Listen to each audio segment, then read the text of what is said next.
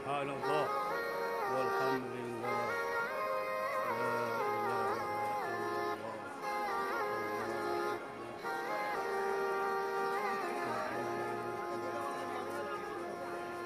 la ilaha illallah ya Masya Allah sedang di Taj Mahal. Make pabo. La haula wa la quwwata illa billahil aliyil azim. Halo.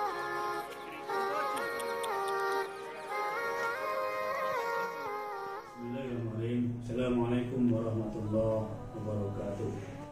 Nahmaduhu wa nusalli ala rasulil karim wa ala alihi wa sahbihi ajmain. Amma ba'd. Alhamdulillah telah kita lihat tadi bagaimana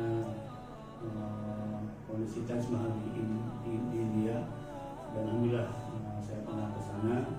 Ada 3 pelajaran penting buat kita semua umat Islam di Indonesia khususnya, bagaimana melihat Taj Mahal yang dulu megah, kemudian bukti kerajaan Islam menguasainya, Islam bangkit di sana, tapi sekarang hanya menjadi museum saja, hanya menjadi bahan rekreasi orang berkunjung ke sana. Yang pertama yang saya lihat adalah luar biasa, di depan gerbang pintu Taj Mahal tertulis satu surat Al-Quran, surat Al-Fajr, ya, yang ujung ayat yang kita ketahui, ya ayyatuhan nafsul mutmainnah irji'i ila rabbiki radiyatan mardiyah fadkhuli fi ibadi wadkhuli jannati. Itu tertulis jelas dalam satu dinding bagian utara dari Taj Mahal. Memang sebagai bukti cinta kerajaannya kepada permaisurinya dan kepada istrinya, tapi luar biasa ada kekuatan lebih selain daripada kekuatan cinta, kekuasaan harta, dan kekuasaan yang mereka miliki. Memang dalam Islam tidak dianjurkan untuk membuat kuburan bermegah-megahan, tapi ini sudah terjadi, kita bisa ambil hikmahnya saja. Subhanallah, seorang raja yang kuat yang menguasai Hindustan ketika itu kala, sekarang minoritas, ya. Justru sebaliknya Islam dalam keadaan tertindas. Kemarin pun kita lihat bagaimana mereka diintimidasi. Karena apa? Kekuasaan sudah bukan di tangan umat Islam lagi. Maka lewat video ini saya mengajak, menghimbau kepada rekan-rekan semua, khususnya umat Islam di Indonesia, untuk bersatu, tingkatkan iman, tingkatkan takwa, tingkatkan ilmu, tingkatkan amal, dan tingkatkan amwalnya, tingkatkan hartanya, tingkatkan kekuasaannya, supaya apa? Dalam keadaan kuat. Maka subhanallah, ya, bagaimana Al-Quran satu surat ini tertulis di pintu gerbang Taj Mahal. Kemudian ketika kita masuk pun luar biasa, takjub melihat bagaimana megahnya, agungnya Taj Mahal tadi. Dan ternyata sama, ya, kalau di pintunya tertulis surat Al-Fajr, nah di gerbang Taj Mahal depannya tertulis surat Yasin, ya.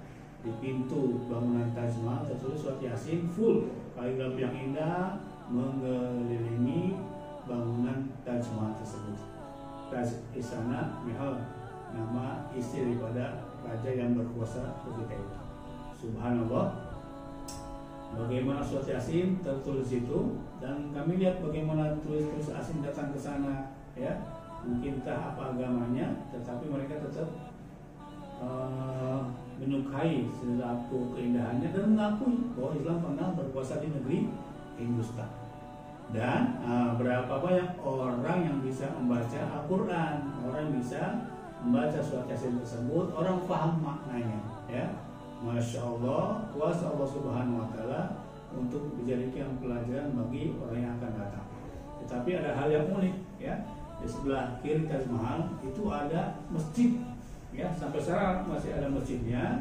Nah, saya hendak sholat ke situ, ternyata dilarang oleh polisi. Ternyata, ya, sholat di sebelah kiri Taj Mahal ketika itu hanya dibuka dalam waktu 2 jam di hari Jumat saja, sholat Jumat. Selain itu ditutup. La haula wala quwwata illa billah. Ya, bayangkan, tidak ada sholat 5 waktu, tidak ada azan, hanya digunakan 1 Jumat sekali, itu pun 2 jam saja. Begitu lemahnya kita, begitulah keadaannya sekarang ada di negeri India. Nah, apa hikmahnya buat Anda semua yang saat ini merasa masih megah masjidnya, masih mayoritas, kemudian masih ada kuasa. Tapi kalau tidak dipersiapkan regenerasi, kalau kita tidak menyiapkan anak-anak muda, anak-anak kecilnya untuk memahami agama, kemudian untuk sama-sama berkuasa dalam ilmu, amal, dan kekuasaan, maka boleh jadi masjid yang kita tempati saat ini akan menjadi museum, kemudian menjadi cerita buat anak cucu kita yang akan datang. Oleh karena itu, hai para pemuda, dimanapun Anda berada, pelajari agama Islam, kemudian tingkatkan ilmunya, tingkatkan amalnya, dan tingkatkan pula hartanya. Jadilah muslim yang kaya, atau jadilah orang kaya yang soleh, sehingga apa? Semakin banyak hartanya, semakin banyak manfaat buat umat Islam yang lainnya. Karena khairun nas anfa'uhum linnas, sebaik-baik manusia adalah yang bermanfaat buat manusia yang lainnya. Luar biasa ya. Kami berkunjung di sana. Tadi sudah kita lihat videonya. Mudah-mudahan buat rekan-rekan ada waktu kesempatan silahkan ke sana lihat langsung bagaimana raja-raja yang berkuasa ketika itu sekarang hanya jadi museum saja, tak ada kuasa, hanya kuburannya saja yang ada, memberikan kisah, memberikan kenangan, menjadi sejarah buat kita semua. Semoga kita yang masih muda ini tidak terlena, bahkan menjadi cambuk buat kita semua bahwa kejayaan umat Islam di masa lalu bisa runtuh, dan demikian pula kita akan bangkit kalau anak mudanya kembali ke masjid, anak mudanya dalam bulan kuat ilmu dan amalnya, sehingga apa? Mukmin yang kuat lebih Allah sukai dibandingkan mukmin yang lemah.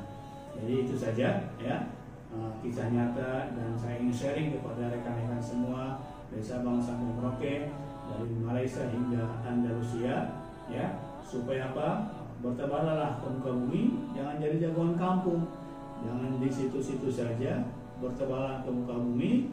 Kemudian subhanallah kita bisa mendapatkan pelajaran hikmah sejarah daripada tempat-tempat yang kita kunjungi. Alhamdulillah, mudah-mudahan video ini bermanfaat. Kalau ada baiknya buat Anda semua, silakan klik like, subscribe, dan juga share ke seluruh medsos yang ada. Terima kasih. Assalamualaikum warahmatullahi wabarakatuh.